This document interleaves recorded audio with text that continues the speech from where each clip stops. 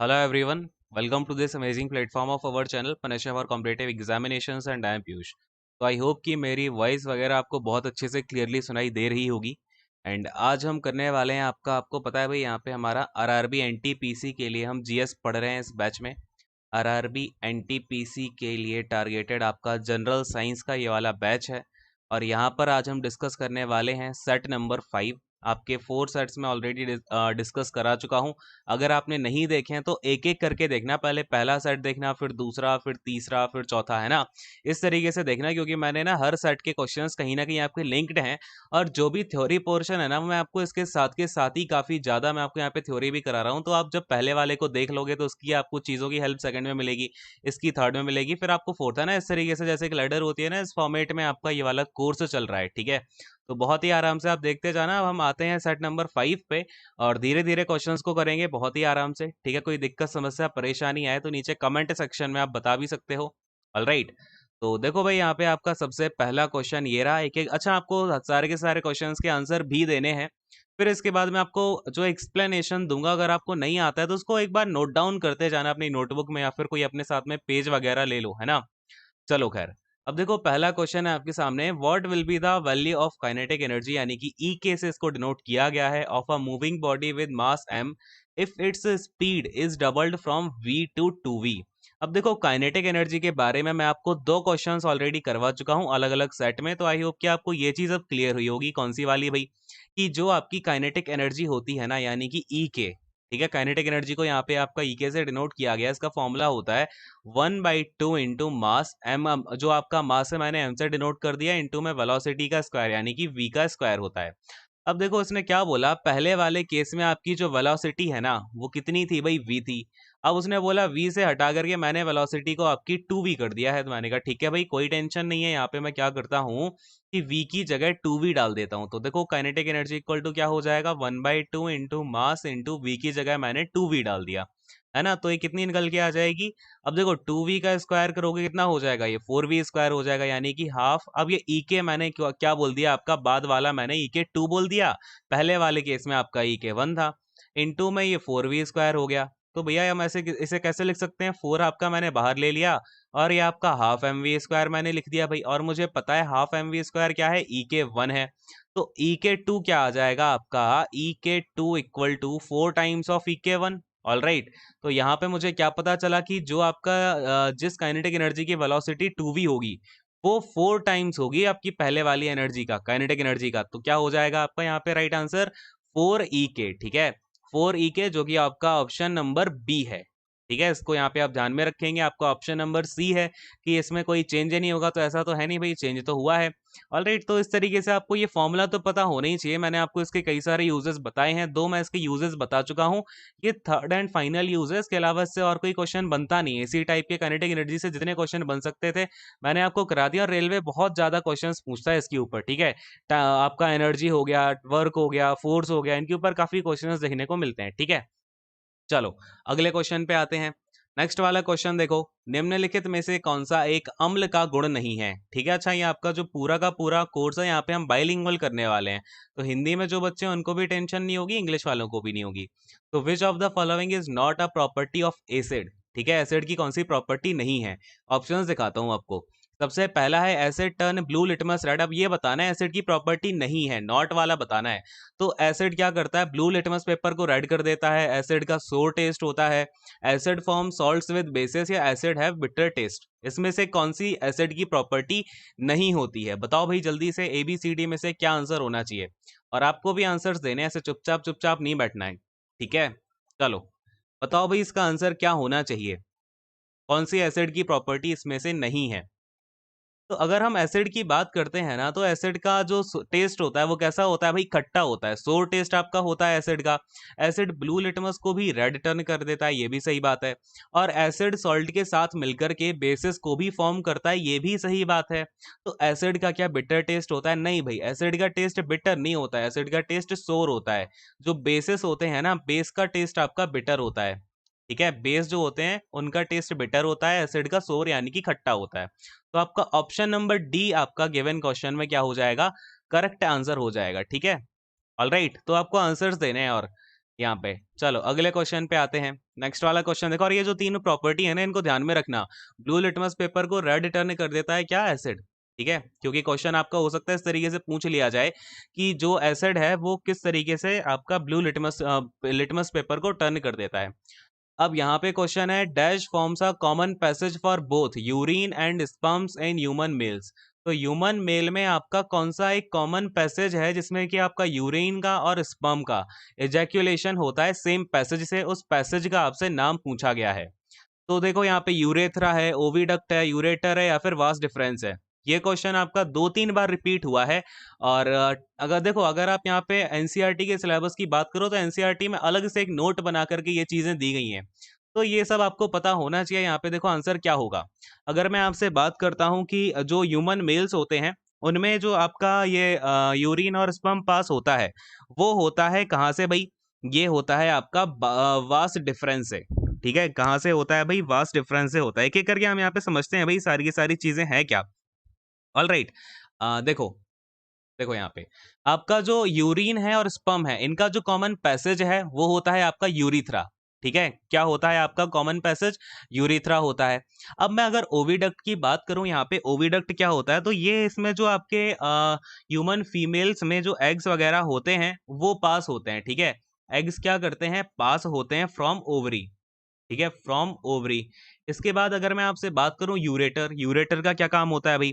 तो यूरेटर क्या करता है कि ये जो आपका यूरिन वगैरह आती है, यूरिन जो होती है, इसको ये किडनी से लेकर के यूरिनरी ब्लैडर तक लेके जाता है। ठीक है, यूरिनरी ब्लैडर तक। तो ये किसका काम है? ये भाई यूरेटर का काम है। All right. फिर मैं अगर आपसे अगले क्वेश्चन की बात करूं तो फिर आता है आपका वास डिफरेंस। वास डिफरेंस का क्या काम है? जो ह्यूमन मेल्स होते हैं इनमें स्पर्म को लेकर के, स्पर्म को यूरेथ्रा तक लेके जाने का काम किसका होता है? वास डिफरेंस का होता है। ठीक है, तो ये सारे के सारे फंक्शंस हैं। अगले क्वेश्चन पे आते हैं। नेक्स्ट वाला क्वेश्चन देखो, the maximum number of electrons that can be accommodated in M shell is. तो मैक्सिमम नंबर ऑफ इलेक्ट्रॉन्स बताने हैं हमें जो कि एम शेल में आपके एकोमोडेट किए जा सके। तो अगर 10th क्लास तक की एनसीईआरटी की बात करी जाए तो आपकी बस 4 सेल यहाँ पे बताई गई हैं। 4 शेल। एक एटम जो होता है ना, उसमें आपकी कई सारी शेल्स होती हैं, लेकिन उसमें जो मुख्यतः बात करी जाए तो 4 टाइप की शेल होती हैं। कौन कौन सी? एक होती है के, एक होती है एल, एक होती है एम और एक होती है एन। ठीक है, तो यहीं से आपका ये क्वेश्चन उठा के पूछा गया है। ब्लू का आंसर आ रहा है 18। ओके, या के एल एम एन होती है। Very good. तो देखो यहाँ पर आपसे अगर ये पूछा जाए कौन सी शेल में कितने होते हैं, तो इनका ऑर्डर होता है। के वाली शेल में आपके 2 इलेक्ट्रॉन जाते हैं, एल वाली शेल में आपके 8 इलेक्ट्रॉन्स यानी कि 8 जाते हैं, एम वाली शेल में आपके 18 जाते हैं और एन वाली शेल में 32 जाते हैं। इसको बहुत अच्छे से ध्यान में रखना। और वैसे तो इसमें फिर आपकी क्लासिफिकेशन एसपीडीएफ में और जाती है, 1s2, 2s2, 3s2, 3p2, है ना, ऐसे ये एसपीडीएफ में अलग जाती है। लेकिन ये 10th में आपके सिलेबस में नहीं है तो ये पूछा नहीं जाएगा, है ना। हाँ, 2n²। चलो, अब देखो यहाँ पे अगर मैं आपसे बात करूं कि m में कितने होते हैं, तो m में कितने इलेक्ट्रॉन्स गए आपके? 18 इलेक्ट्रॉन्स गए। ठीक है, तो ये ध्यान में रखना। k में 2 होते हैं, l में 8, m में 18 और n में कितने होते हैं भाई? 32 होते हैं। बस इतना सा आप ध्यान में रखिए। नेक्स्ट वाले क्वेश्चन पे मूव ऑन करते हैं। चलो, नेक्स्ट वाला क्वेश्चन देखो, which of the following is an amphoteric oxide. तो पूछा जा रहा है कि आपके पास कुछ गिवन नीचे कंपाउंड दिए गए हैं, उनमें से पूछा जा रहा है कि भाई एम्फोटेरिक ऑक्साइड कौन सा है। बहुत ही बढ़िया क्वेश्चन है और इसके मैं आपको 2-3 एग्जांपल और दूंगा, वो याद कर लेना। इसके अलावा आपसे क्वेश्चन नहीं पूछा जाएगा। क्या पूछा जा रहा है? Amphoteric oxide. ऑप्शंस में क्या है? कार्बन डाइऑक्साइड है, मैग्नीशियम ऑक्साइड है, आयरन 2 ऑक्साइड है और एल्यूमिनियम ऑक्साइड है। ठीक है, तो बहुत ही कॉमन सा नाम दिया है यहाँ पे एम्फोटेरिक का। एटलीस्ट आप इस क्वेश्चन का आंसर तो मुझे दे ही सकते हो। ब्लू ब्लडेड का आंसर आ रहा है CO2। Carbon dioxide amphoteric oxide है क्या? चलो खैर, देखो एम्फोटेरिक ऑक्साइड का पहले मतलब समझो होता क्या है। ये देखो, एम्फोटेरिक ऑक्साइड्स ना कुछ मेटल ऑक्साइड्स होते हैं। बात को समझना। सबसे पहले ये क्या होते हैं? एक ऐसे मेटल ऑक्साइड होते हैं जो कि एसिड के साथ भी रिएक्ट करते हैं और बेसिस के साथ भी रिएक्ट करते हैं, और दोनों के साथ ही रिएक्ट करके क्या बना लेते हैं? ये एक सॉल्ट बना लेते हैं, प्लस में क्या निकाल देते हैं भैया? पानी पानी कर देते हैं, यानी कि वाटर निकाल देते हैं। रिएक्शन समझो इसकी। मेटल ऑक्साइड है एक। ठीक है, मेटल ऑक्साइड प्लस का, इसमें आप एसिड डालो चाहे बेस डालो, ये दोनों के साथ ही रिएक्शन करते हैं। यही जो है एम्फोटेरिक ऑक्साइड की विशेषता होती है कि एसिड के साथ भी सॉल्ट बनाएगा, बेस के साथ भी सॉल्ट बनाएगा। इनकी ना कॉमन रिएक्शन ये आपसे पूछी जाती है कि इनका निकलता क्या है, तो पानी निकलता है ना, ये आपका कॉमन रिएक्शन होती है, पूछी जाती है। जैसे एक तो आपका सॉल्ट बन जाएगा, प्लस में आपका क्या होगा भाई, वाटर निकल जाता है, तो ये कॉमन रिएक्शन है, पता होनी चाहिए। अब मैं आपको कुछ कॉमन एम्फोटेरिक ऑक्साइड्स बताता हूँ। तो देखो, सबसे पहले तो आपका यहाँ पे एक आपको दिख रहा होगा एल्यूमिनियम ऑक्साइड, ये एक एम्फोटेरिक ऑक्साइड होता है। यहाँ पे देखो, ये मेटल है ना, ये मेटल ऑक्साइड है और इसने एसिड बेस के साथ मिलकर के अपना एक सॉल्ट बना देता है। इसका आपको फॉर्मूला भी पता होना चाहिए कि भाई केमिकल फॉर्मूला क्या होता है एल्यूमिनियम ऑक्साइड का, तो ये होता है Al2O3। क्या होता है Al2O3, एग्जाम में पूछा गया है, ये इसका फॉर्मूला भी पूछा गया है, तो बहुत अच्छे से ध्यान में रखो इसको। हाँ, एम्फोटेरिक का मतलब होता है एसिड और बेस, या वेरी गुड, एसिड और बेस के साथ, दोनों के साथ रिएक्ट करेगा। अब देखो यहाँ पर आप बात को समझिएगा, यहाँ पे मैं आपको कुछ नाम और दे रहा हूँ, बहुत ही अच्छे से ध्यान में रख लेना। एक होता है आपका यहाँ पर देखो, एक होता है ZnO। क्या होता है, ZnO होता है। तो ZnO जो है आपका, ये जो जिंक ऑक्साइड है Zn2O3, ये भी आपका एक क्या होता है, ये भी एम्फोटेरिक ऑक्साइड में आता है। एम्फोटेरिक ऑक्साइड का एक और एग्जांपल देता हूं, PbO। PbO ये आपका क्या होता है, लेड ऑक्साइड होता है, ठीक है। लेड ऑक्साइड भी आपका एक एग्जांपल है एम्फोटेरिक का। फिर आपको एक और कॉमन एग्जांपल दे रहा हूं, SnO, ठीक है। SnO होता है स्टेनस ऑक्साइड। इसको क्या बोला जाता है, स्टेनस ऑक्साइड। तो ये भी आपका बहुत ही कॉमन आपका क्या है, एम्फोटेरिक ऑक्साइड है। और अगले की अगर मैं आपसे बात करूं, एक और बता रहा हूं आपको, इसको भी ध्यान में रखना। टिन या टिन ऑक्साइड, ठीक है। टिन का जो सिंबल होता है वो क्या होता है, Sb होता है। तो SbO हो जाता है आपका टिन ऑक्साइड, ठीक है। ये आपके कुछ कॉमन एम्फोटेरिक ऑक्साइड्स हैं, इनके नाम ध्यान में रखना, आपकी 10th की एनसीईआरटी में दे रखे हैं, 10th की भी नहीं, 9th की एनसीईआरटी में है ये तो, ठीक है। तो ये क्वेश्चन आना आपका लाजमी है। अगले क्वेश्चन पे आते हैं। नेक्स्ट वाला क्वेश्चन देखो, what happens as we go down the group in a periodic table. जब हम किसी पीरियोडिक टेबल में डाउन द ग्रुप जाते हैं तो क्या होता है उस ग्रुप में, ठीक है। द नंबर ऑफ शेल्स जो होती हैं वो डिक्रीज हो जाती हैं, वैलेंसी इलेक्ट्रॉन डिक्रीज हो जाते हैं, या नंबर ऑफ सेल इंक्रीज होती हैं, या फिर जो एटॉमिक साइज है वो डिक्रीज हो जाता है, ठीक है। बताओ भाई फटाफट से। तो ये देखो, आपका पीरियोडिक कैरेक्टर के ऊपर आ गया, जो पीरियोडिक प्रॉपर्टीज होती हैं एलिमेंट की, अलग से ये सेपरेट चैप्टर है 10th क्लास की एनसीईआरटी में, साइंस में। तो यहां से क्वेश्चन तो पक्का आएगा, ठीक है।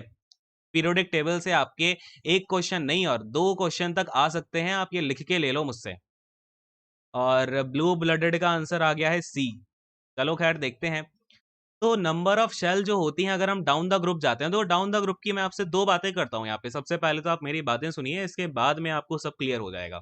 चलो, पीरियोडिक टेबल की बात करते हैं। देखो, पीरियोडिक टेबल आपकी ऐसी होती है, कुछ इस टाइप में आपकी होती है, रफ आइडिया बता रहा हूँ ये मैं आपको। इस टाइप की आपकी नीचे जो है इस तरीके से होता है। अब देखो, इसमें होता क्या है ना, आप दो तरीके से मूव कर सकते हो, या तो ऊपर से नीचे आ पाओ, इसको हम बोलते हैं ग्रुप, ठीक है, जो ऊपर से नीचे आपकी ये वर्टिकल कॉलम्स होते हैं। फिर दूसरा होता है कि आप ऐसे ऐसे जाओ, कैसे जाओ भाई, लेफ्ट से राइट जाओ, लेफ्ट से राइट जाओ, तो इसको हम बोलते हैं यहाँ पर पीरियड, ठीक है। तो ये दो टाइप में आप मूव कर सकते हो। अब देखो, दोनों तरीके में आपका क्या डिफरेंस होगा। एक का आप क्या करोगे, डाउन द ग्रुप मूव करोगे, क्या करोगे भाई, डाउन द ग्रुप हमारा मूवमेंट होता है। और एक होता है आपका लेफ्ट टू राइट मूवमेंट। क्या होता है भाई, लेफ्ट टू राइट मूवमेंट होता है। अब आपको कुछ स्पेशल प्रॉपर्टीज बता रहा हूं, ध्यान में रखना, एक की याद कर लोगे, दूसरा वाला अपने आप याद होगा। डाउन द ग्रुप की बात कर रहा हूं, ठीक है। यानी कि आप ग्रुप में नीचे बढ़ते चले आ रहे हो, तो नीचे बढ़ोगे ना, तो क्या होगा आपका जो यहाँ पे देखो, जो एटॉमिक रेडियस होती है, सबसे पहले आपसे मैं बात करूंगा एटॉमिक रेडियस की। एक जो एटम होता है वो आपको पता है भाई, गोला गोला जैसा होता है, एक सर्कल शेप में होता है। तो उसमें क्या होगा आपका, एक उसकी रेडियस होगी, तो एटॉमिक रेडियस आपकी क्या कर जाती है, इंक्रीज कर जाती है। क्योंकि जैसे जैसे आप ग्रुप में नीचे आओगे ना, तो आपका जैसे पहला वाला एटम ऐसा था, तो दूसरा वाला थोड़ा बड़ा होगा, तीसरा वाला और भी बड़ा होता है, ठीक है। तो एटॉमिक रेडियस इंक्रीज होती है। बात को समझना बड़े ध्यान से, एटॉमिक रेडियस अगर आपकी इंक्रीज हो रही है तो बात समझना। अब जो इलेक्ट्रॉन है, मैंने आपको क्या बताया था पिछले लेक्चर में, कि यहाँ पर आपका पॉजिटिव चार्ज होता है, जो न्यूक्लियस होता है वो पॉजिटिव होता है, बाकी सब इलेक्ट्रॉन है। अब मैंने बोला ये ज्यादा बड़ा हो गया, जो सबसे नीचे वाला हो गया सबसे बड़ा होगा। अब इसका जो लास्ट वाला इलेक्ट्रॉन होगा वो यहाँ पे सबसे दूर हो गया कि नहीं हो गया। जब प्लस माइनस दूर दूर है तो इनके बीच में जो अट्रैक्शन होगा वो कम हो जाएगा कि नहीं होगा, डाउन चला जाएगा कि नहीं चला जाएगा, डिक्रीज होगा ना। तो इसको बोलते हैं इलेक्ट्रॉन एफिनिटी, है ना। इलेक्ट्रॉन एफिनिटी जो होती है आपकी, वो क्या हो जाती है, इसलिए डिक्रीज हो जाती है। ठीक है।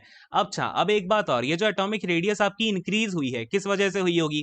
जो शेल है ना आपकी, मैंने ही बताया ना KLMN शेल्स होती हैं, उसके अंदर 2, 8, 18 इस टाइप से भरे होते हैं शेल्स। तो जैसे जैसे हम नीचे आते हैं शेल्स आपकी बढ़ती जाती हैं, तभी तो एटॉमिक रेडियस बढ़ती है। तो जो नंबर ऑफ शेल्स होता है ना, वो भी आपका क्या कर जाता है, इंक्रीज कर जाता है due to increase in atomic radius. बात समझ में आ रही है मेरी? बोलो हाँ फटाफट से। ठीक है, क्लियर है सबको? हाँ, आयोनाइजेशन एनर्जी इंक्रीज हो जाती है, ठीक है। लेकिन वो आपका ज्यादा पूछा नहीं जाएगा, ठीक है, एग्जामिनेशन में। तो मैं आपसे बस टू द पॉइंट एग्जामिनेशन की ही बात करूंगा। चलो, अब देखो लेफ्ट टू राइट की अगर मैं आपसे बात करूं, लेफ्ट टू राइट में क्या होगा, एटॉमिक रेडियस आपकी, जो एटॉमिक रेडियस होती है, एटॉमिक रेडियस ना डिक्रीज हो जाती है। क्या हो जाती है? एटॉमिक रेडियस आपकी डिक्रीज हो जाती है। बाकी एनोमली थोड़ी सी होती है एक दो एलिमेंट में, यानी कि वो क्या होते हैं, एक्सेप्शन में होते हैं, वो आपको ज्यादा ध्यान नहीं देना। मैं आपको कुछ एलिमेंट्स बताऊंगा, उनका एक्सेप्शन बस पढ़ना है, आगे आने वाली क्लास में मैं आपको बताऊंगा कौन कौन से एक्सेप्शन में है। बाकी जो अभी बता रहा हूं ध्यान में रखो, एटॉमिक रेडियस आपकी डिक्रीज होती है। देखो जो काम डाउन द ग्रुप में हो रहा है उसका जस्ट उल्टा क्या होता है, लेफ्ट टू राइट में होता है। यानी कि इलेक्ट्रॉन एफिनिटी अब क्या हो जाएगी आपकी, इंक्रीज हो जाएगी। ठीक है, तो और नंबर ऑफ शेल्स क्या हो जाते हैं यहाँ पे आपकी, नंबर ऑफ शेल्स डिक्रीज हो जाती हैं। ठीक है, इस बात को ध्यान में रखना। अब अगले क्वेश्चन पे आते हैं। क्लियर है सबको? और सेशन को शेयर भी करते रहा करो, ठीक है। अच्छा, इस क्वेश्चन का आंसर तो बताओ मैं आपको। तो नंबर ऑफ शेल्स आपकी यहाँ पे क्या हो जाएंगी, इंक्रीज हो जाएंगी, डाउन द ग्रुप बात की जा रही है। अगले क्वेश्चन पे आते हैं। देखो नेक्स्ट वाला क्वेश्चन ये रहा, a person holding a pain in his left hand, यानी कि एक पर्सन है भाई, उसके हाथ में, लेफ्ट हैंड में उसके एक पेन है। अब उसने अपना रिफ्लेक्शन देखा मिरर में, प्लेन मिरर होगा आपका, यहाँ पे अपना रिफ्लेक्शन देखा उसने। उसका जो उसने जो पेन होल्ड कर रखा है ना, वो उसे अपने राइट हैंड में दिख रहा है। ठीक है, उसे किसमें, रिफ्लेक्शन में अपने। तो ये कौन से फेनोमेना की वजह से होता है? Total internal reflection, refraction, diffused reflection, या फिर लेटरल इन्वर्जन? ठीक है, बताओ जल्दी से इसका आंसर क्या होगा। फटाफट से इसका आंसर करो भाई, और सेशन को शेयर करते रहा करो। इतने ज्यादा कम संख्या देख करके कैसे काम चलेगा? तो ब्लू ब्लडेड का आ रहा है रिफ्लेक्शन, कौन सा रिफ्लेक्शन है भाई, TIR या फिर डिफ्यूज? फटाफट से ABCD में आंसर दो। देखो चार ऑप्शन है ना, तो ABCD बोल दिया करो कि पहला, दूसरा, तीसरा, चौथा, ऐसा करके बोलो जल्दी से। तो देखो इसका अगर मैं आपसे बात करूं, ये जो आपका, आप प्लेन मिरर में देखते हो ना, आप कभी भी प्लेन मिरर में देखोगे तो आपको क्या दिखेगा, आपका जो लेफ्ट हैंड होता है वो आपको राइट में दिखेगा, जो आपका राइट होता है वो लेफ्ट में दिखेगा। ये जो फेनोमेना होता है ना, इसको एक नाम दिया गया है फिजिक्स में। क्या नाम दिया गया है? लेटरल इन्वर्जन दिया गया है इसको नाम। ठीक है, क्या दिया गया है? लेटरल इन्वर्जन इसको बोला जाता है फिजिक्स में। यानी कि आपका आंसर क्या हो जाएगा यहाँ पर, ऑप्शन नंबर 4। क्या बोलते हैं इसको? पार्श्व व्युत्क्रमण हिंदी में बोला जाता है। ठीक है, ब्लू ब्लडेड का डी आ गया, शाबाश। अच्छा, अब यहाँ पर आपके ये तीन फिनोमेना और हैं, ये भी आपको पता होने चाहिए। तो एक एक करके मैं आपको ये तीनों फिनोमेना भी एक्सप्लेन कर देता हूँ, क्या पता आपके एग्जाम में यहां से क्वेश्चन आ जाए, है ना। चलो, अब देखो एक बार कलर को चेंज कर लेते हैं, रेड रेड देख करके। अब तो देखो ब्लू से देखते हैं। अगर मैं TIR की बात करूं, इसको ना TIR बोला जाता है, टोटल इंटरनल रिफ्लेक्शन। अब आपका होता क्या है, लेट्स से यहाँ पर मैंने क्या किया, अंदर ये पानी पानी पानी है, ये एक नदी है, ठीक है, ऐसा समझ लो ये नदी है, और इसके ऊपर आपका बढ़िया खुला मैदान है, एयर वगैरह है। ठीक है, अब हुआ क्या कि आपका जो भी यहाँ पर, अब देखो सपोज लेट से मैं क्या करता हूँ, मैं पानी के नीचे बैठा हुआ हूँ, ठीक है, मजे में मैं नीचे बैठा हूँ और मैं ऊपर देख रहा हूँ। तो मैं जब भी यहाँ पे देखूंगा ना बाहर, तो लेट से मैंने यहाँ से देखा। अब यहाँ से होता क्या है ना, जब भी आप, ये जो आपका पानी होता है वो आपको पता है ना डेंसर होता है। क्यों डेंसर होता है? क्योंकि गाढ़ा होता है आपका, एयर से तो गाढ़ा ही होता है ना, थिक होता है ना पानी एयर से। तो बस इसमें जो होता है ना आपका फिनोमेना जो काम करता है वो होता है रिफ्रैक्शन। ठीक है, जब भी आप किसी और मीडियम से किसी और मीडियम में देखोगे तो क्या होगा, रिफ्रैक्शन होगा। यानी कि अब आपको ऐसा दिखना चाहिए था, लेकिन वो एक्चुअली में हमें दिखेगा कैसा ना, वो हमें इस तरीके से दिखेगा, हमारी जो रेज होती हैं थोड़ी सी रिफ्रैक्ट हो जाती हैं। तो मुझे यहाँ का दिख रहा है, जब मैंने यहाँ को देखा तो फिर मुझे दिखना यहाँ का चाहिए था, लेकिन मुझे दिख यहाँ का रहा है। अब हुआ क्या, एक पर्टिकुलर एंगल पे आके, ठीक है, यहाँ पर आपका एक एंगल होता है पर्टिकुलर, ठीक है, इस टाइप में आपका एक एंगल बनता है, कौन सा, क्रिटिकल एंगल। यहाँ पर एक एंगल बना, किसके साथ में, यहाँ पर एक प्लेन होता है, ठीक है, उसके साथ में एक एंगल बनता है जिसको हम क्रिटिकल एंगल बोलते हैं। तो उस एंगल में क्या होता है ना, मैं बाहर का नहीं देख पाऊंगा, मुझे यहाँ से सीधा रिफ्लेक्शन दिखेगा अंदर का। तो इस पर्टिकुलर फिनोमेना को बोला जाता है टोटल इंटरनल रिफ्लेक्शन। और ये मिराज में नहीं होता है डियर, मिराज में किसने बोल दिया आपसे, मिराज में आपका TIR काम करता है। हाँ, sine i equal to sine r. Mirage में TIR काम थोड़ी ना करता है, किसने बोल दिया आपसे? देखो आपका रेनबो में काम करता है ये, ठीक है। जो आपकी ये छोटी छोटी ड्रॉपलेट्स होती है ना, बबल्स होते हैं, इसमें जैसे सन की रे आई, वो पानी की बबल के अंदर ही क्या हो जाती है, रिफ्रैक्ट कर जाती हैं। तो वो क्या करने लगता है, चमकने लगता है, अलग अलग कलर छोड़ने लगते हैं, ठीक है, अलग अलग वेवलेंथ के छोड़ने लगते हैं। तो वो फेनोमेना ही आपका क्या कहलाता है, टीआईआर। अच्छा, इसके आप एग्जांपल्स लिखिए। एक तो आपका रेनबो का बनना, ठीक है। दूसरा आपका डायमंड, आपने देखा है ना डायमंड जितना जितना क्यों चमकता है डायमंड, अगर आप उसे रफ फॉर्म में देखोगे तो इतना नहीं चमकेगा, लेकिन उसे मैंने बढ़िया शेप दे दी डायमंड को तो वो चमकने लगता है। क्योंकि ना उसे कुछ अलग एक स्पेशल एंगल से काटा जाता है। जब हम स्पेशल एंगल से काटते हैं ना, तो उसमें रोशनी फंस जाती है, उसके अंदर जो रोशनी जाती है ना, वो अंदर ही रिफ्लेक्ट करने लग जाती है। इस पॉइंट से उधर टकराती है, उधर से इधर टकराती है, तो इस वजह से क्या बन जाता है, आपका टोटल इंटरनल रिफ्लेक्शन उसमें होने लगता है और वो आपका डायमंड चमकने लगता है। तो ये दोनों एग्जाम्पल बस याद रखो, यही पूछा जाता है। बाकी रिफ्रैक्शन को मैंने बता ही दिया। रिफ्रैक्शन क्या होता है, आप एक मीडियम से दूसरे मीडियम में देखोगे तो वो रिफ्रैक्शन होता है। अब ये डिफ्यूज रिफ्लेक्शन क्या बला है भाई, देखो होता क्या है ना, जैसे आपने देखा होगा, ये कोई मेरा प्लेन सरफेस है, कोई मेरा मिरर है, तो इसमें क्या होगा, ये वाली रे इधर से आई, ये वाली इधर से निकल गई, ऐसी आई और इधर से ऐसी निकल गई। लेकिन अगर जब हम डिफ्यूज रिफ्लेक्शन की बात करते हैं तो होता क्या है कि लेट से मैंने बोला यहाँ पे मेरा टूटा हुआ मिरर डला है, ठीक है, ऐसा मैंने कांच का चूरा डाल दिया, थोड़ा सा मोटा मोटा ही है, तो उससे रिफ्लेक्शन हो पा रहा है, ठीक है। तो अब क्या हुआ, मैंने यहाँ पे जब कांच का चूरा डाला तो ये रे ऐसी आई, लेकिन हुआ क्या, ये दो तीन जगह बट गई, ऐसी ऐसी हो गई, ठीक है। इसने अपनी दो तीन रिफ्लेक्शन छोड़ दिए, तो उसको हम बोलते हैं डिफ्यूज रिफ्लेक्शन, ठीक है। क्लियर हो गया, अगले क्वेश्चन पे आते हैं।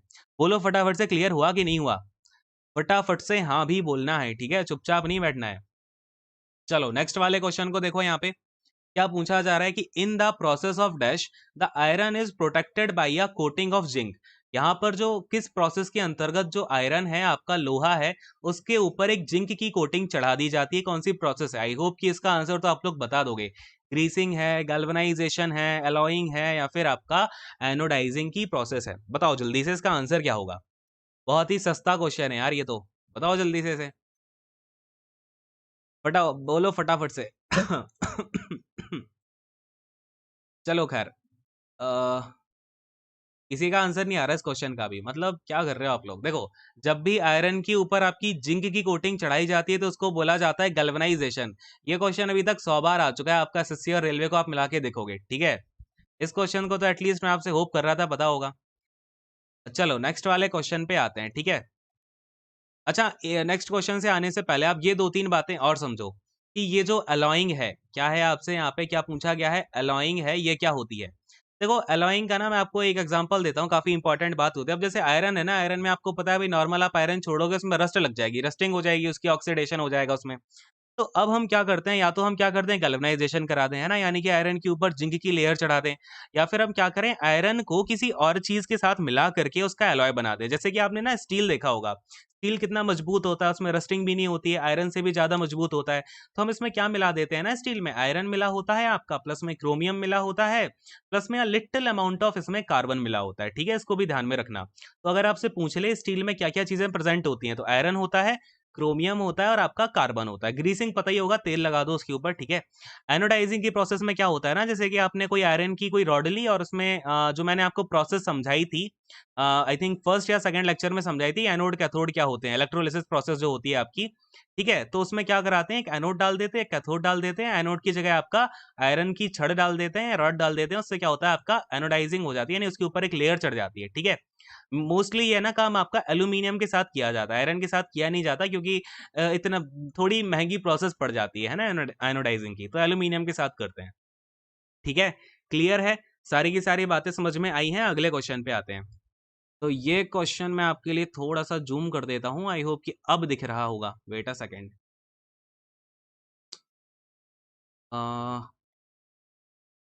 क्वेश्चन विजिबल है क्या ये वाला, अब देखो, ठीक है। अच्छा, ये जो क्वेश्चन पूछा है किसने, ब्लू ब्लड, क्लास के बाद क्वेश्चन करते हैं, ठीक है।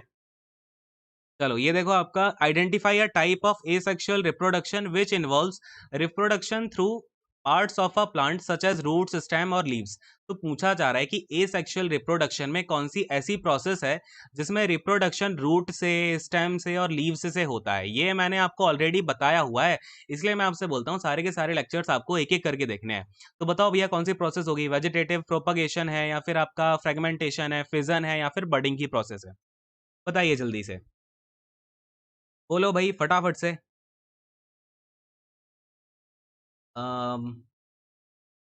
ब्लू ब्लडेड का आंसर ए आ रहा है, वेरी गुड। तो वेजिटेटिव प्रोपगेशन होती है, ठीक है। तो देखो जब भी आपका कोई प्लांट है, आपने देखा हो कि आप कुछ प्लांट्स की रूट को लगा दो तो उससे पेड़ उग के आ जाता है नया, स्टेम को लगाओगे तो स्टेम से आपका नया पेड़ उग के आ जाता है, लीव्स से भी आ जाता है कुछ कुछ की, है ना। वो आपने देखा होगा, उसका मुझे नाम याद नहीं आ रहा है, उसकी लीव ऐसी ऐसी होती है कुछ इस टाइप की, उससे लीव्स से भी आ जाता है, ठीक है। तो उस प्रोसेस को क्या बोलते हैं, वेजिटेटिव प्रोपगेशन बोलते हैं। और जब भी आपसे एसेक्सुअल रिप्रोडक्शन की बात करी जाए तो एक बात ध्यान में रखना है, इसमें कौन सी प्रोसेस काम में आती है, माइटोसिस की प्रोसेस काम में आती है, ठीक है। और इस प्रोसेस में होता क्या है, जो भी आपका पेरेंट सेल है वो आइडेंटिकल होता है डॉटर सेल के, यानी कि जैसे पेरेंट सेल है ये कोई, ठीक है, वो क्या करेगा, अपने आप का जो जेनेटिक मटेरियल है वो बढ़ा लेगा और फिर उसे तोड़ देगा अपनी डॉटर सेल में, ये दो बन गए, यानी कि एक पेरेंट निकल जाएगा एक डॉटर निकल जाएगी, ठीक है। तो इनका जो स्ट्रक्चर होता है या फिर जो भी इनकी प्रॉपर्टीज होती हैं वो सेम रहती हैं हमेशा एसेक्सुअल रिप्रोडक्शन में, ठीक है। अगले क्वेश्चन पे आते हैं। चलो भाई नेक्स्ट वाला क्वेश्चन देखो आपका, ये रहा, the value of universal gravitational constant was determined by. इस क्वेश्चन का जिसने आंसर दे दिया तो मतलब समझ लो कि आपने काफी बढ़िया लेवल पे अभी तक पढ़ रखा है ना। बताइए, the value of gravitational constant capital G किसने डिटरमाइन करी थी, एंटोइने एल लवाइशियर ने, हेनरी कैवेंडिश ने, इसाक न्यूटन ने, या फिर आपका जॉन डाल्टन ने। अच्छा, इनके बारे में तो मैं बता ही चुका हूँ, लवाइशियर के बारे में, तो इनके बारे में तो कोई आपको इश्यू होगा नहीं, ये अपने फादर ऑफ केमिस्ट्री भी कहलाते हैं। आ, बताओ भाई फटाफट से। एंथ्रोपोडा मोलुस्का। अरे मोलुस्का में क्या दिक्कत है, मोलुस्का में हमेशा जैसे जो चिकने जेली फिश वगैरह टाइप के होते हैं। न्यूटन, हाँ मुझे पता था, आधे से ज्यादा बच्चे न्यूटन ही जानते हैं, लेकिन न्यूटन करेक्ट आंसर है नहीं, ठीक है। इसलिए तुक्केबाजी नहीं करनी है। देखो, the value of universal gravitational constant किसने डिटरमाइन करी थी, ये करी थी हेनरी कैवेंडिश ने, ठीक है। अब यही तो बात है, इसमें जो सबसे ज्यादा यूज किया था ना, इसका सबसे ज्यादा यूज किया है अपने न्यूटन जी ने, ठीक है, यूज किया है न्यूटन ने और आइंस्टाइन ने। इनकी जितनी भी आपको मिलेंगी थ्योरम्स वगैरह, उसमें सबसे ज्यादा यूज तो न्यूटन ने करा इसका। लेकिन इसे खोजा किसने, डिटरमाइन किसने किया, ठीक है। और कभी भी कोई भी जो क्वांटिटी होती है वो डिटरमाइन करी जाती है, ना तो डिस्कवर करी जाती है ना इन्वेंट की जाती है, हमेशा वैल्यूज आर डिटरमाइंड। तो वर्ड्स का भी आप खेल समझिए, एक होता है डिटरमाइन, एक होता है आपका डिस्कवर, ठीक है। डिस्कवर होता है कोई चीज पहले से है, मैंने उसको खोज लिया, लाइक यहाँ पे अर्थ, पहले अर्थ में पानी पहले से था, या फिर चांद में पानी पहले से था, मैंने जाके उसे खोज लिया, तो I discovered water on the moon. अगर मैं यहाँ पर बात करूँ आपसे किसकी, इन्वेंट की, ठीक है ना, तो मैं इसमें इन्वेंट का मतलब होता है मैंने, ह्यूमन ने क्या किया है, जो आपके सेलफोन वगैरह है उनको इन्वेंट किया है, ठीक है। हाँ, तो ब्लू ब्लडेड का आंसर अब बी आ गया है, चलो ठीक है, हेनरी कैवेंडिश आपका राइट आंसर होगा, इसको ध्यान में रखना, बहुत ही इंपॉर्टेंट है, ठीक है। अगले क्वेश्चन पे आएंगे आप, नेक्स्ट वाले क्वेश्चन को देखते हैं, बाकी कुछ इसमें खास है नहीं, और बाकी की जो खास चीजें हैं मैंने आपको बता रखी हैं ऑलरेडी। ये वाला क्वेश्चन देखो, अगला क्वेश्चन दिख रहा है सबको, चलो बताओ इस क्वेश्चन का आंसर क्या होगा। What are the receptors for detecting taste, यहाँ पर कौन से रिसेप्टर हैं जो कि टेस्ट को डिटेक्ट करते हैं, यानी कि आपका जो स्वाद है, टेस्ट है, उसको कौन से रिसेप्टर्स पता लगाते हैं। गस्टेटरी रिसेप्टर, आपके ओल्फैक्टरी रिसेप्टर, सेंसरी रिसेप्टर, या फिर केमिकल रिसेप्टर, क्या होगा इसका आंसर।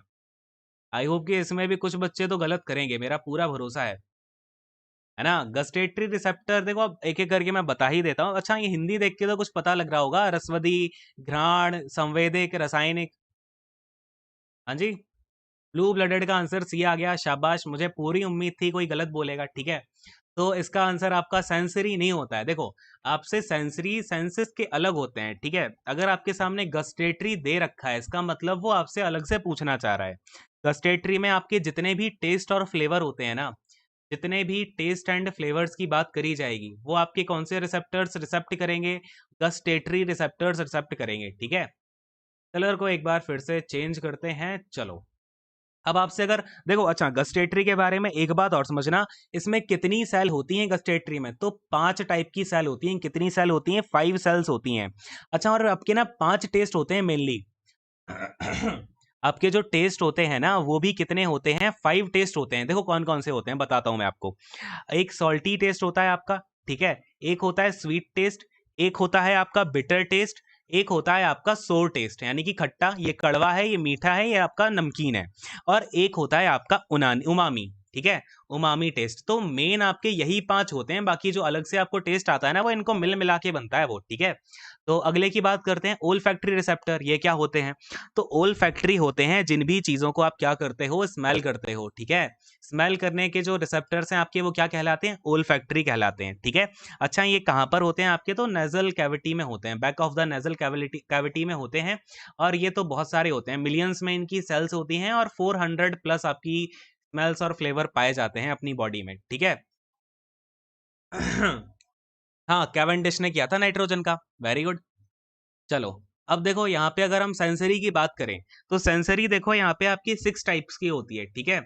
सेंसरी ऑर्गन्स, आप सेंसरी रिसेप्टर कितने होते हैं, 6 टाइप के होते हैं, इसको बस थोड़ा सा ध्यान में रखो। बाकी केमिकल रिसेप्टर आपको नहीं पूछा जाएगा, थोड़ा हायर लेवल का है, 12th तक आपको पढ़ाया जाता है केमिकल रिसेप्टर के बारे में, ठीक है। अगले क्वेश्चन में आते हैं। नेक्स्ट वाला क्वेश्चन देखो, if the resistance of a conductor is doubled, तो अगर किसी कंडक्टर की रेजिस्टेंस को डबल कर दिया जाए तो करंट हाफ हो जाता है, ये किस वजह से होता है? अब ये क्वेश्चन मैंने आपको पहली वाली क्लास में बहुत अच्छे से समझाया है, एटलीस्ट इसका आंसर सही दे देना। आ, हाँ, इस क्वेश्चन का आंसर बताओ फटाफट से। यहाँ पर अगर हम किसी कंडक्टर की रेजिस्टेंस को डबल कर दें तो करंट हाफ हो जाता है, भैया ऐसा होता क्यों है ना? बताओ जल्दी से। देखो यहाँ पर अगर किसी का आंसर ही नहीं आ रहा भाई, जैसे चुपचाप बैठे रहते हो तुम लोग तो। I equal to R V upon N, I equal to V minus R, कौन सा ऐसा फेनोमेना है? चलो मैं आपको हिंट देता हूँ, ये ना ओम्स लॉ से रिलेटेड है। कौन सा लॉ इसमें काम करता है आपका? ओम्स लॉ काम करता है, बताइए जल्दी से भाई। चलो, किसी का नहीं आ रहा, बताता हूं मैं। देखो, आपको मैंने एक बात बताई थी पहली वाली क्लास में कि जो भी आपका ओम्स लॉ होता है ना वो क्या डिनोट करता है कि V equal to I R, जहां पर आपका I क्या होता है, करंट होता है, R आपका रेजिस्टेंस होता है, V आपका वोल्टेज होता है, ठीक है। अच्छा, I को आप कैपिटल I से डिनोट करो चाहे आप स्मॉल I से करो, बात एक ही होती है। कुछ बच्चे इसी में पढ़े रहते हैं, झंझट में मत पढ़ो, ठीक है। चलो, अब देखो, अब क्या बात करी जा रही है, रेजिस्टेंस को मैंने डबल कर दिया, तो ठीक है। अगर मेरा वोल्टेज मुझे कांस्टेंट रखना है, बात को समझना, मुझे ये कांस्टेंट रखना है, और मैंने आपका जो रेजिस्टेंस है उसको 2R लिख दिया, और करंट में आपका देखो क्या चेंज होगा, हाफ ही तो करना पड़ेगा, तभी तो ये 2 से कैंसिल हो जाएगा, तो आपका V जो है वो सेम बना रहेगा। तो ये किस वजह से हुआ आपका? V equal to I R होता है ना, देखो कौन सा रिलेशन यहाँ से बन रहा है। यहाँ पे अगर आप R को यहाँ पर भेजोगे तो I R equal to V तो बनेगा, है ना? तो बस यही रिलेशन है आपका। क्लियर है, बात समझ में आ गई है? अगले क्वेश्चन पे आए अब। नेक्स्ट वाला क्वेश्चन देखो, अच्छा इस बात को ध्यान में रखना, इससे दुनिया जहान के क्वेश्चन आएंगे, और हर शिफ्ट में आपका एक तो पीरियोडिक टेबल से आना पक्का है, ठीक है। दूसरा आपका ये रेजिस्टेंस और करंट से आना पक्का है, और आपका वर्क एनर्जी से आना है, ठीक है। ये आप चीज लिख के ले लो, इनसे क्वेश्चंस आपके बनेंगे ही बनेंगे साइंस में, अगर रेलवे पूछेगा तो। अगले क्वेश्चन पे आते हैं। नेक्स्ट वाला क्वेश्चन देखो, the boiling point of an alcohol is 78 degree Celsius, what is the temperature in kelvin? ये भी ऑलरेडी बता रखा है, मैंने बताया था ना, जब भी आपको सेल्सियस को केल्विन में चेंज करना हो तो क्या करोगे, 273 को ऐड कर दोगे, बस 78 में 273 ऐड करके बताओ कितना होता है, बोलो फटाफट से कितना होता है। चलो, ठीक है, नहीं आ रहा, बताओ भैया, अब इसे ऐड कैसे करोगे? 351 हो जाएगा ये आपका, यानी कि आपका option number D will be the correct answer. ऐसे कैसे काम चलेगा? चलो अगले क्वेश्चन पे आते हैं। देखो भाई, नेक्स्ट वाला क्वेश्चन आपका ये रहा, देखो ध्यान से इसको। अगेन आपका देखो करंट वाला क्वेश्चन आ गया ना, the current I flows through a resistor, ठीक है। एक आपका रजिस्टर है जिससे कि आई करंट फ्लो हो रहा है, कोई बात नहीं। A source maintains a potential difference of V, आपका वोल्टेज वी है। इसके बाद में पूछ रहा है energy supplied by source in time t. तो यहां पर अब मैं आपको एक बात बताता हूं, मैंने आपको बताया था ना V इक्वल टू क्या होता है, आई आर होता है। ये तो हो गया आपका ओम्स लॉ, यानी कि ये तो मैंने आपको वोल्टेज बता दिया। लेकिन अगर आपसे कभी भी पावर पूछ ली जाए, ठीक है, पावर पूछ ली जाए या फिर आपसे एनर्जी पूछ ली जाए, किसमें, किसी भी कंडक्टर की या फिर किसी रजिस्टर की, या फिर आपसे कोई भी करंट से रिलेटेड आपकी क्या पूछ ली जाए यहाँ पर, पावर या फिर एनर्जी, तो इसका फॉर्मूला होता है आपका, क्या फॉर्मूला होता है, वोल्टेज इंटू करंट इंटू में टाइम, ठीक है। क्या होता है, voltage into current into time. इस फॉर्मूले को ध्यान में रखना है, इन्होंने सीधा सीधा फॉर्मूला पूछा है, यानी कि ऑप्शन नंबर डी आपका करेक्ट आंसर होगा। अब यही फॉर्मूला ना आपका 2-3 तरीकों से और पूछा जाता है, वो भी मैं आपको बता देता हूँ, चलिए। देखो यहाँ पे, अगर मैं यहाँ पर एक काम करता हूँ, क्या करता हूँ कि वोल्टेज मुझे पता है, voltage equal to I R होता है ना, तो मैं वोल्टेज की जगह आई आर लिख देता हूँ, और फिर यहाँ पर आपका इंटू में आई है, इंटू में टी है, तो ये क्या हो जाएगा आपका आई स्क्वायर आर टी। तो ये भी आपका एक फॉर्मूला होता है, इस तरीके से भी पूछ लिया जाता है, ठीक है। तो चीजें यहीं से डिराइव होती हैं हमेशा।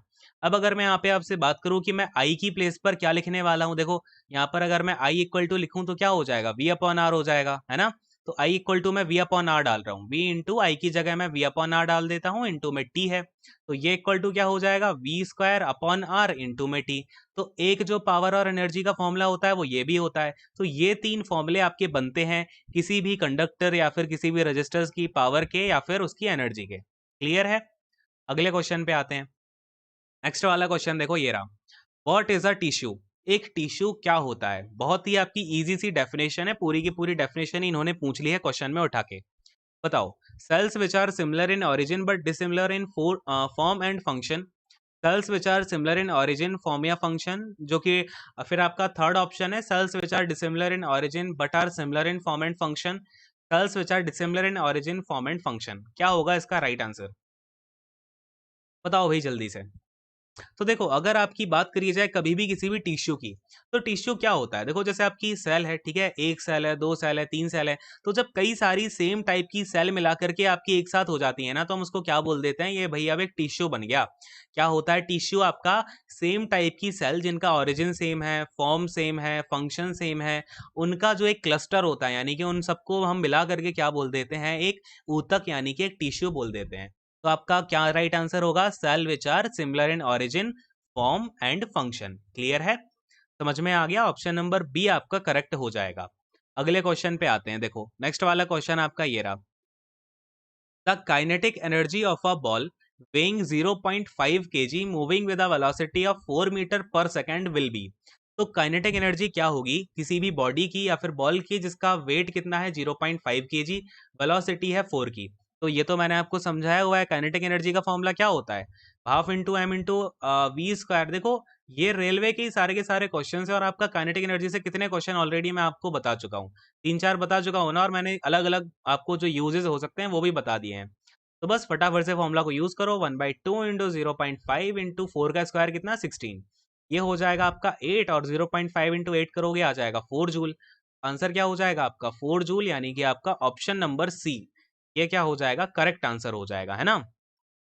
समझ में आया। अगले क्वेश्चन पे आते हैं। नेक्स्ट वाला क्वेश्चन देखो, ये रहा आपका अगला question, according to Ohm's law if current I increases and potential difference V remains constant then क्या होगा। अब ये जो क्वेश्चन है ये आपका होमवर्क है आज का, ठीक है। इस क्वेश्चन का आंसर आपको मुझे नीचे कमेंट करके बताना है कि इसकी रेजिस्टेंस आपकी इंक्रीज होगी, पोटेंशियल डिफरेंस डिक्रीज होगा, रेजिस्टेंस चेंज होगी, या फिर रेजिस्टेंस आपकी डिक्रीज हो जाएगी। बताओ जल्दी से इस क्वेश्चन का आंसर क्या होगा, एक बार आप इसको पॉज करो, सोच समझ के कल मुझे इसका आंसर बताना, ठीक है। तो आज का सेशन हम यहीं तक रखते हैं, आई होप कि आपको सारी की सारी चीज़ें क्लियर हो गई होंगी, और यहीं पे एंड करेंगे। Thank you so much, God bless you all, take care and bye bye. ठीक है, ब्लू ब्लडेड का आंसर ए आ गया है, चलो ठीक है, एक बार नीचे कमेंट करके बताना, देखते हैं कल तक किस किस का करेक्ट आ रहा है। ठीक है, चलो, ऑल राइट। तो अगर आपका कोई डाउट है तो आप नीचे पूछ सकते हो, इसके अलावा फिर हम सेशन को एंड करेंगे। ठीक है, तो all right, so thank you so much. अब सब लोग बढ़िया से प्रिपरेशन करो, कोई डाउट होता है तो डाउट आप नीचे कमेंट सेक्शन में अपना डाल दिया करो, जिससे कि हम अगली क्लास में